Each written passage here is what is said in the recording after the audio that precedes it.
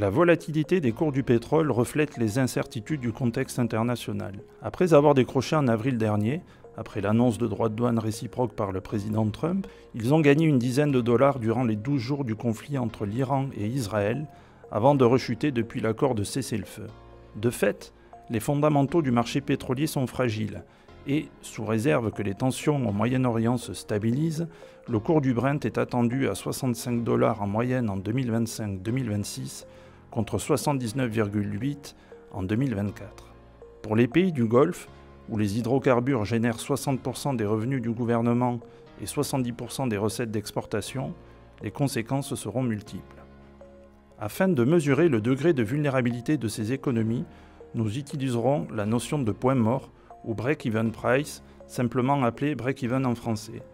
Il s'agit du cours du pétrole qui équilibre les finances publiques ou les comptes extérieurs d'un pays. On le compare ensuite aux projections du cours du Brent.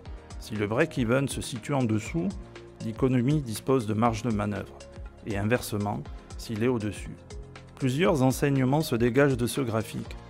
Premièrement, au niveau agrégé, le compte courant des pays du Golfe va continuer d'enregistrer des excédents, mais les finances publiques vont basculer dans le rouge. Le déficit budgétaire agrégé devrait ainsi atteindre 3% du PIB en 2025 et 2026. Deuxièmement, les situations varient au sein de la région. Pour les comptes extérieurs, les prix de break-even de 4 pays sur les 6 sont inférieurs à 50 dollars le baril, voire à 40 dollars le baril pour les Émirats arabes unis et le Qatar. En revanche, la pression sera forte pour Oman et l'Arabie saoudite, sans pour autant les déstabiliser. Oman pourra compter sur des investissements directs étrangers significatifs pour couvrir ses besoins de financement extérieur, tandis que l'Arabie saoudite dispose d'amortisseurs considérables grâce à ses réserves de change et les actifs détenus à l'étranger. Un constat similaire peut être fait pour les finances publiques. 3 pays conservent des marges de manœuvre budgétaires confortables: Oman, Qatar, Émirats arabes unis.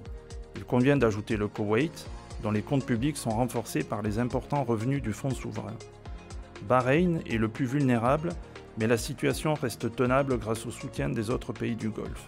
Avec un point mort budgétaire estimé à 94 dollars par baril, l'Arabie saoudite fait face à une situation plus délicate. Dans ce contexte, une question se pose. De quels leviers ces pays disposent pour s'adapter ? Le break-even est une mesure statique qui peut masquer des dynamiques positives ou des marges de manœuvre plus ou moins importantes sur le plan de l'endettement. C'est le cas de l'Arabie saoudite, où la dette du gouvernement est inférieure à 30% du PIB. Par ailleurs, les autorités de la plupart des pays du Golfe ont tiré les leçons du précédent choc pétrolier de 2015. Les recettes hors pétrole ont progressé de 4 points de PIB depuis, et la dynamique reste positive. Même en cas de chute des cours du pétrole encore plus prononcée qu'anticipée en 2025-2026, ces progrès pourraient ainsi leur éviter de devoir arbitrer entre soutenabilité des finances publiques et soutien au programme de diversification économique.